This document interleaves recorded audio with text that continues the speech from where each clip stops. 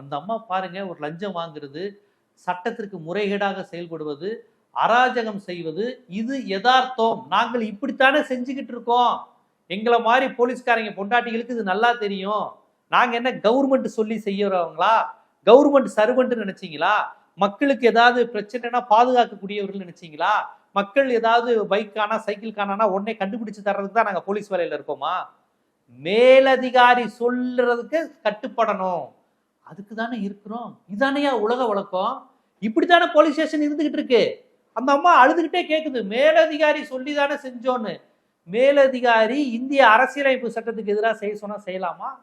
மேலதிகாரி FIR file பண்ணாத, CSR file பண்ணாத அந்த மண்டபத்தை தூக்கிட்டு போய் அடிச்சே கொல்லு, மிதிச்சே கொல்லு, மிளகா பொடியை போட்டு தண்ணியை போட்டு அவன் வயிற்று குடலை வந்து கருக வை, மிளகா பொடி போட்டு அவனை வயிற்று எரிய விட்டு தண்ணி கொடுக்க விடாமலே அவனை சாகடி, ஏதாவது இயற்கை உபாதை சிறுநீர் மலம் வந்தா வெளியே அனுப்பாத, அது அந்த கொடுமையை அனுபவிச்சு அந்த இடத்துல அவன் சாகட்டும், தண்ணி தண்ணி கத்த கத்த அடி, ட்ரெஸ்ஸை அவுத்து அவமானப்படுத்தி உள்ளாடையோடு அடி.